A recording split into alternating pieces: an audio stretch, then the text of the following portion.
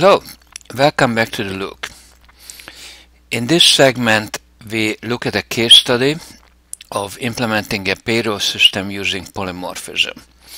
As I mentioned in the previous segment, this program is about a company that has four types of employees. Salaried employees who have a fixed weekly salary, hourly employees who are paid by the hours and get a 50% overtime pay for all hours worked over 40 hours, commission employees who get a percentage of their sales, and salaried commission employees who have a base salary plus a percentage of their sales, and the company wants to reward salaried commission employees by adding 10% to their base salary.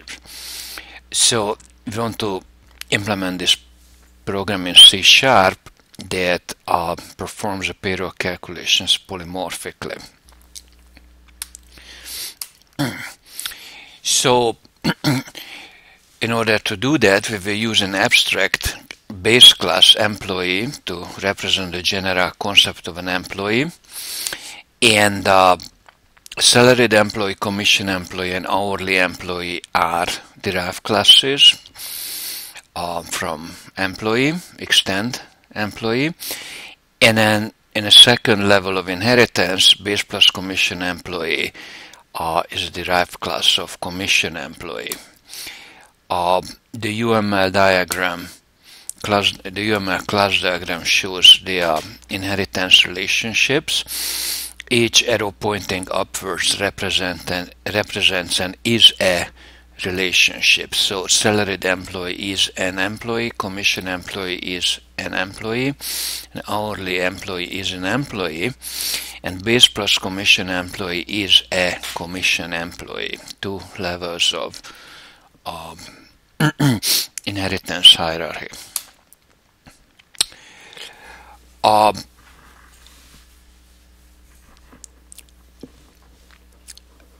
There are two things a derived class can inherit from a base class: either just an interface, meaning just method signatures, or it can inherit an actually implemented method.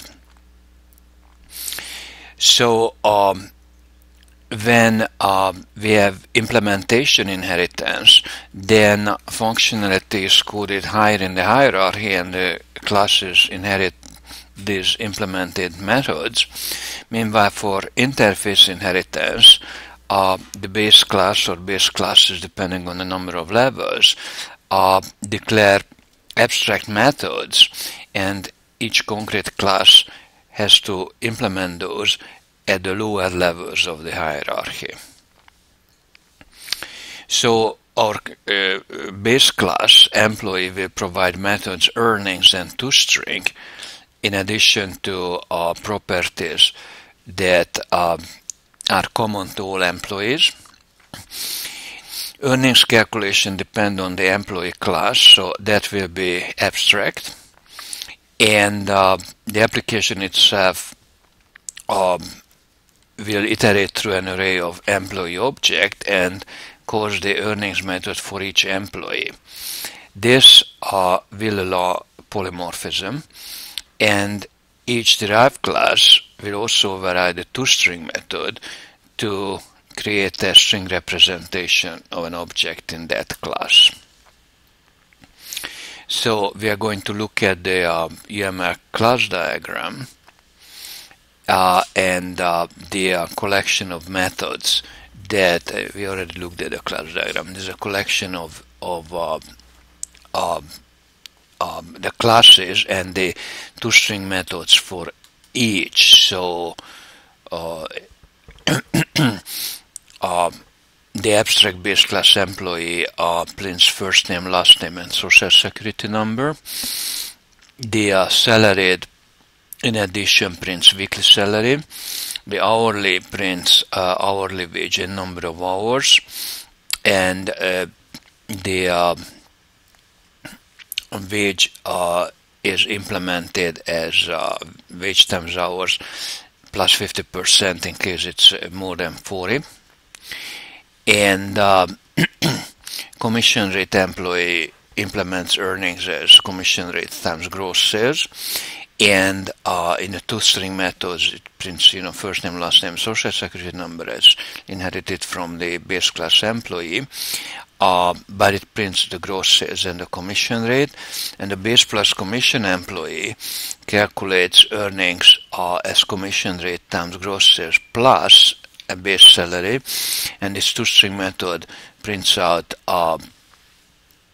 in first name, last name, social security number, as well as gross sales and commission rates and base salary in addition to that. So here is what the implementation will look like.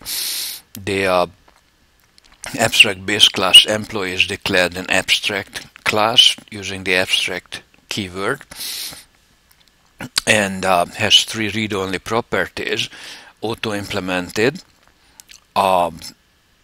first name, last name, and social security number. Each one is read-only because the set method is private, and it has and the class has a 3-parameter constructor with plus in first name, last name, and social security number that are set. And the toString at the level of the abstract base class employee consists of printing out the first name, last name, and the social security number. So this is a common abstraction of all employee types. In addition, we declare an abstract method, earnings, which is has a decimal return type, which has to be implemented in the derived classes. At this point, this abstract method is basically an interface component that indicates, in other words, a spaceholder that indicates that all employees have an earnings method with this signature: no parameter and decimal return types. They are public, and the abstract keyword indicates that no implementation is provided because the employee is too abstract, too general to try to implement how to calculate earnings because it varies so much. Then we go on to the derived classes. So salaried employee is shown here. It extends employee, so it's a derived class derived from the base class employee, and it has an additional private decimal attribute weekly salary. As a result, it has a 4-parameter constructor in which we pass in the first 3 as an employee, so first name, last name, and social security number, and the 4th one, which is a decimal, which is the weekly salary. And in the constructor we invoke explicitly the base class constructor. It has a 3-parameter constructor: first name, last name, social security number. And once that is completed, once that has run, we have an employee type, and then to complete the construction of this object, we set the weekly salary to the last parameter passed in, the salary.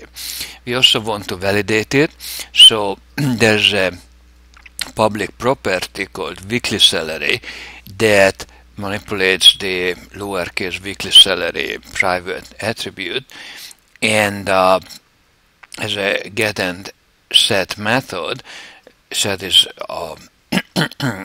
performs a validation, namely that the value has to be non-negative.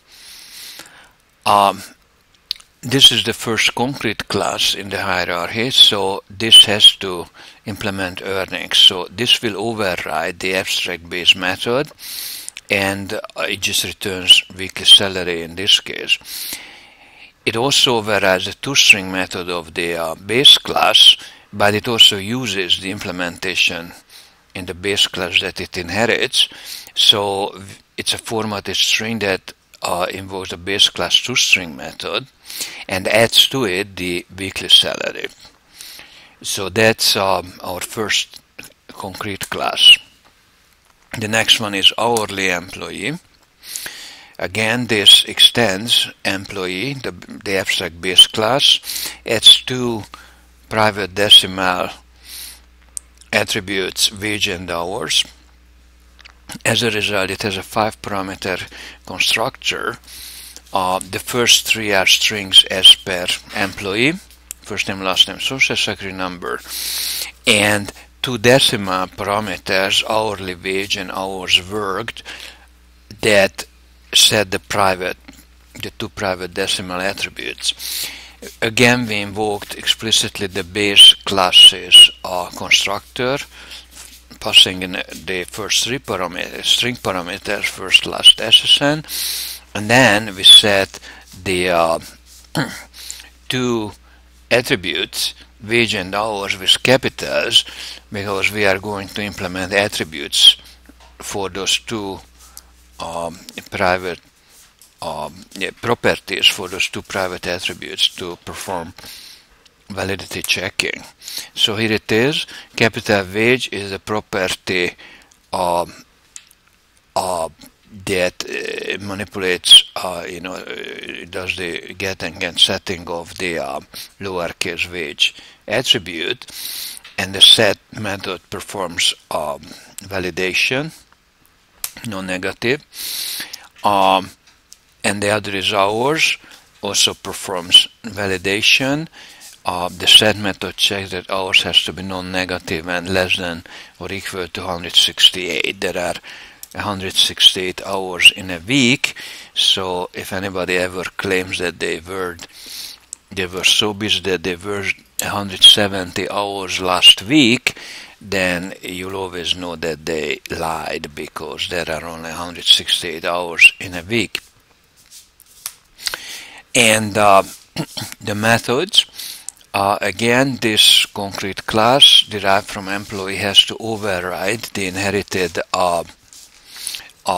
methods. The first one is abstract, so no implementation is inherited, and as a result it provides the appropriate implementation here.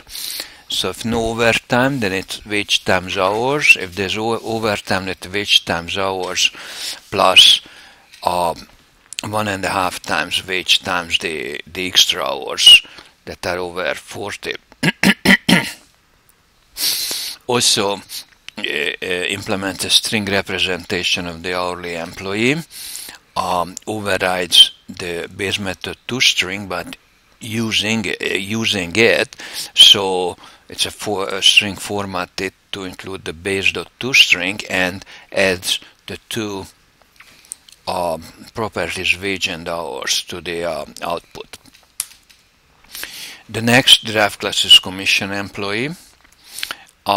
Extends employee, has to the base class adds two private attributes, decimals, gross sales and commission rate. Has a 5-parameter constructor again, because there are two extra attributes compared to the base class. So we pass in the first three strings and then two decimals, which is the gross sales and the rate.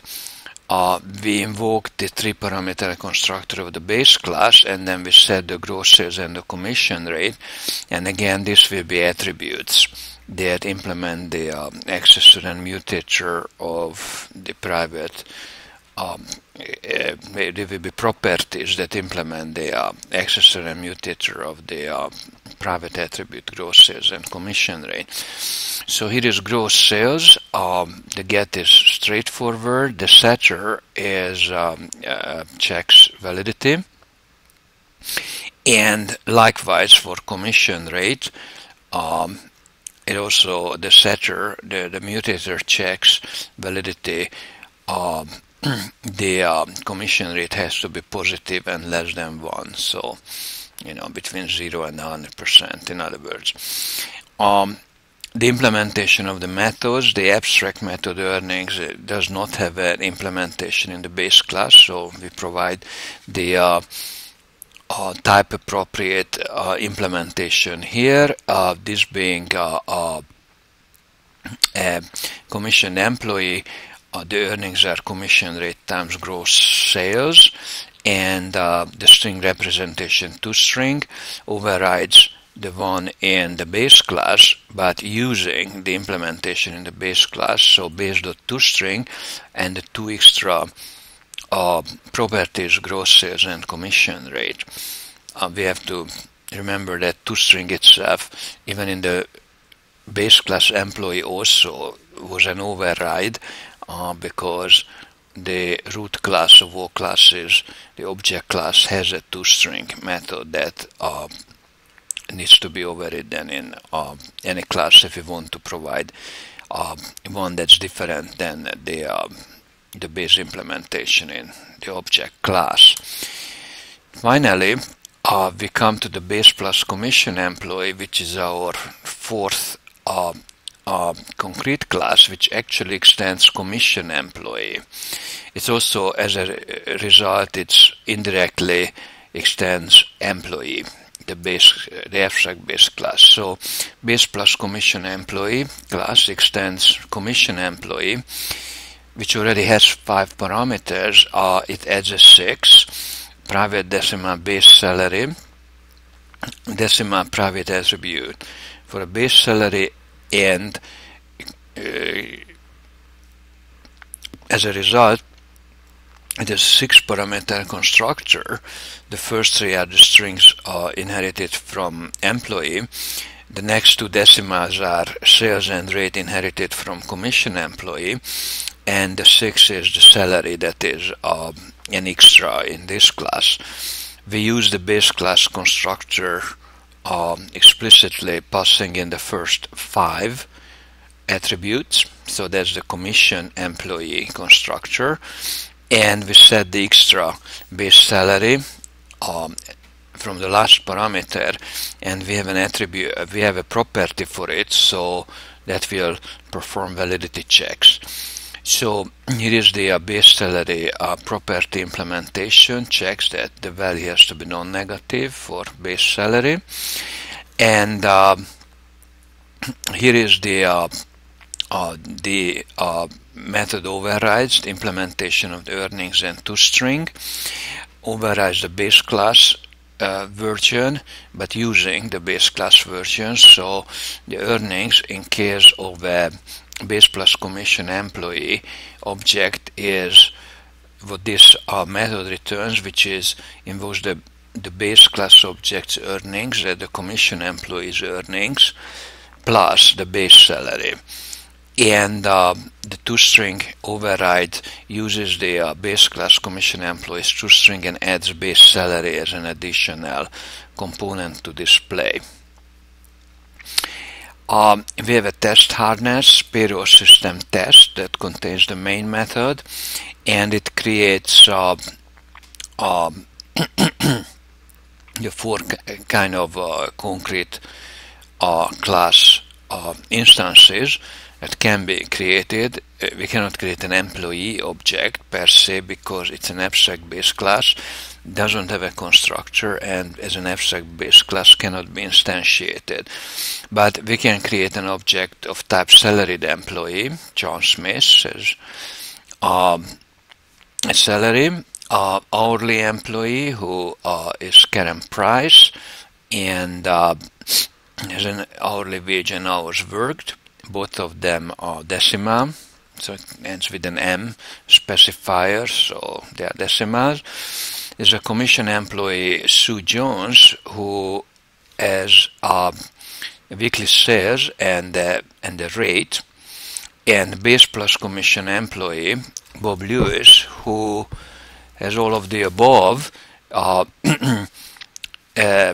has a weekly sales, a rate, as well as a base salary.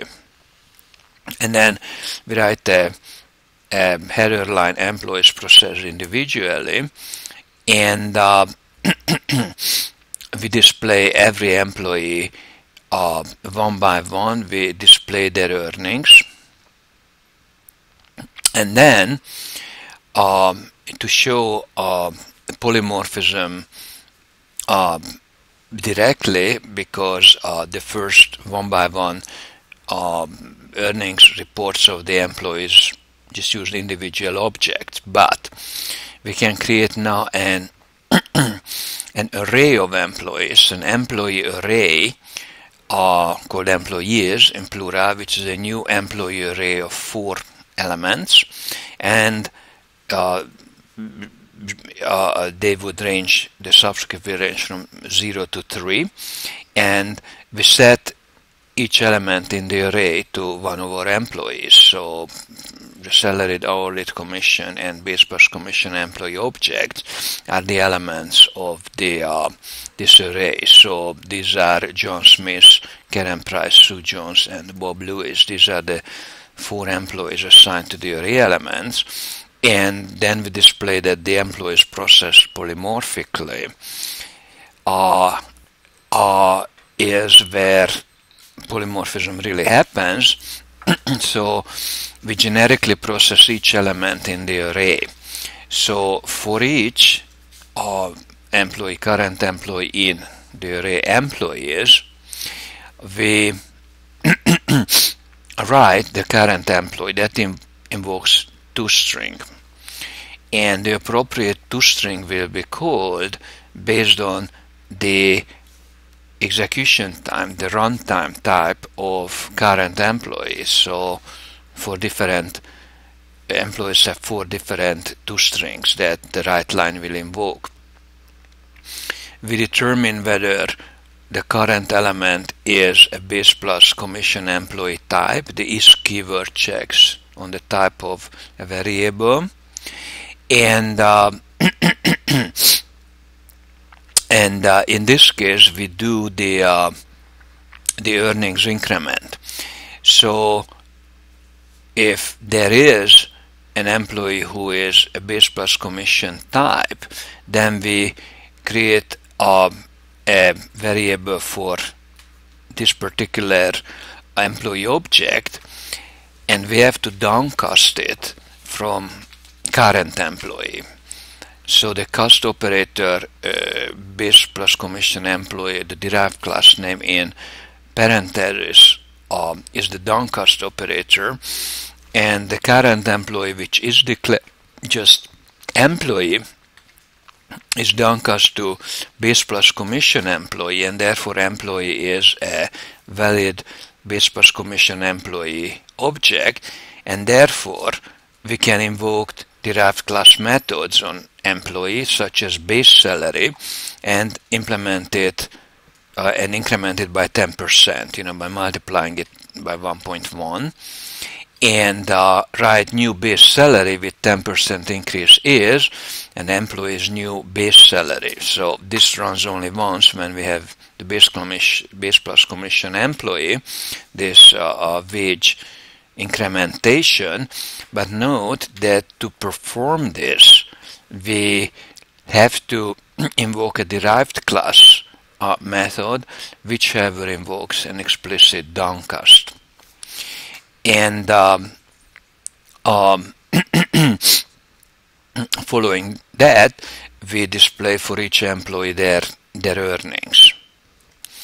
And then just to be sure, we get the type name of each object in the employee array. So this is a for loop, and we write for each employee the employee's type, which is the get type function. So employee j dot get type will type out the name of the employee's type. So here is how the the output will begin. Employees processed individually. The 4 employees with their full displays, they vary, showing polymorphism at work.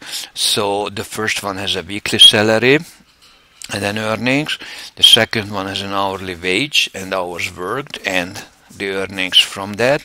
The third one has a gross sales and a commission rate and the earnings based on that. And the last one has gross sales, commission rates, and base salary and the earnings coming from that. When we process the employees polymorphically, that's when we display the elements of the array. We get the same display as before for the first three, but for the last one and fourth one, we get the display as gross sales, commission rate, hourly salary, and then in this case in the array we incremented the base salary by 10%, so we print new base salary with 10% increase is, and then the total earnings. And then the second loop, the for loop, that displays the type of each employee. So that's the output of this program. We can quickly look at the actual program payroll system.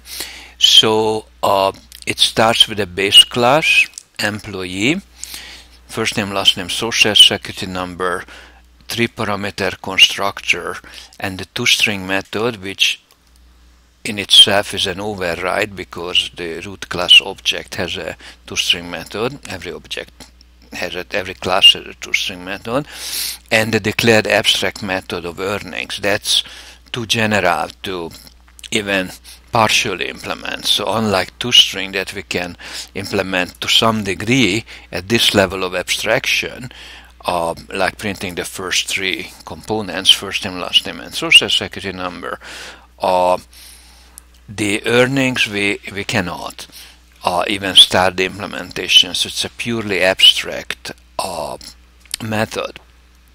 Then we go to the various classes of employees who are derived classes. Here is the hourly employee with the hourly employees, two extra attributes, wage and hours, the 5-parameter constructor, the implementation of the properties that do validity checking, and the earnings override for hourly employees, and the toString method for hourly employees overrides the base class method but using the base class's toString method.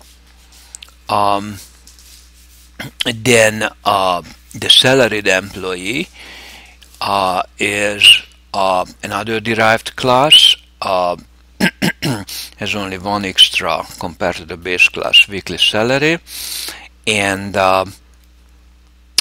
in this case the earnings just return the weekly salary. There's a property that defines the accessor and mutator, and the toString override, which overrides the base class but uses the base class implementation.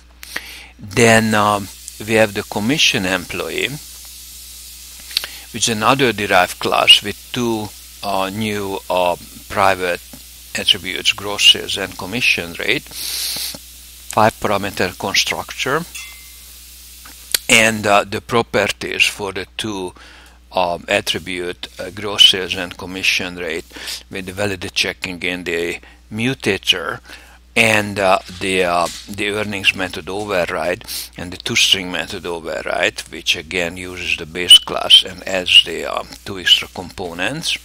And finally, the bottom level of the hierarchy is the the base plus commission employee that is derived from commission employee. So it extends a base class that itself is a concrete class and was an extension of a base class. There's an extra 6 component, an attribute called base salary, and as a result a 6-parameter constructor using the base task constructor with 5 parameters and an extra. The property defining the accessor and mutator with validity checking of base salary, and the earnings override, which is the base class earnings base earnings, which is commission rates times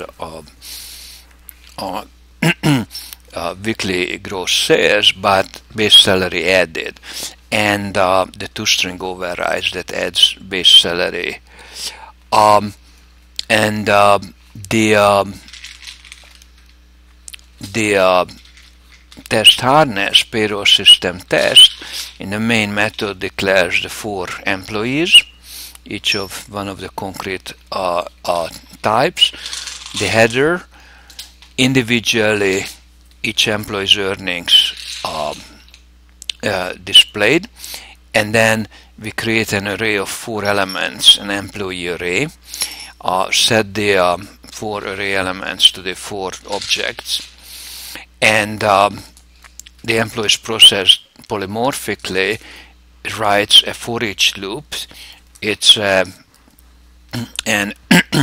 array iteration loop, so for each current employee in employee we write the toString, invoke the toString of each employee.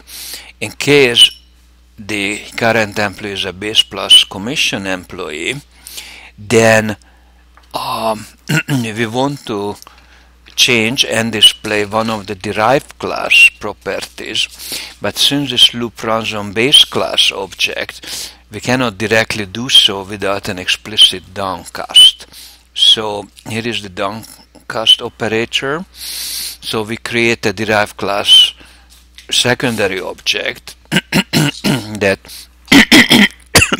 equals the current employee. We assign it, but this temporary variable that is local to the loop will be now a base plus commission employee properly, and therefore we can modify the base salary and and output it, and then in each case of the in all the cases in the loop we display the earnings, and then a second loop to display the type of each employee using the get type function. So that's our program. So if we compile and run it, then we can see the output. So it takes a few seconds to compile, and with Control F5 let's run it, and here is the output. So changing the window a little bit so that we can see all of them.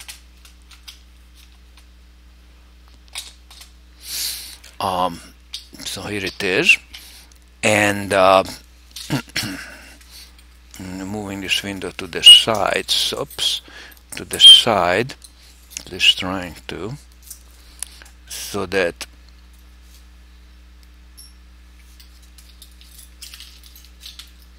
we can see the full output. So here it is, employees processed individually is the straight printout for each type of employee, and then employees processed polymorphically. This is where we print them out from the array.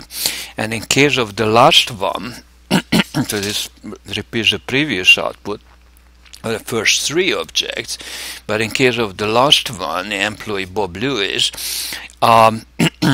we display the commission rate and base salary, and then the new base salary with a 10% increase comes from the loop, and then the earnings, and that's 10% higher base salary is reflected in it, and then the final loop that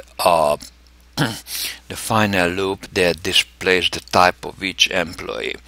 So again, in the polymorphic loop, if I look at the loop and their code and their output, the for each loop, in case of a base plus commission employee, which is the last one, Bob Lewis, we create a downcasted base plus commission employee temporary object so that we can modify the base salary.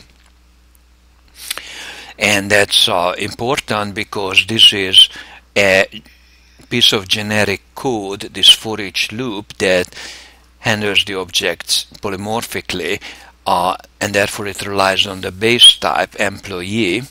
So the current employee variable is a base type employee because that's an employee array. But if we want to treat an object as a derived type, then we have to use the is a keyword to determine its type, base plus commission employee, create a temporary object by downcasting, and then add a 10% of the base salary and print it, and finally print the earnings for each employee. So that's reflected in the output, and then the type of each employee is also displayed. So that was this segment where we implemented this program of polymorphically handling employees. So a few comments that base class variable to derived class variable requires an explicit downcast, and the is operator ensures that we know the actual runtime, execution time type, and we could have an invalid cast exception without an explicit downcast, so we can use an as operator to perform a downcast.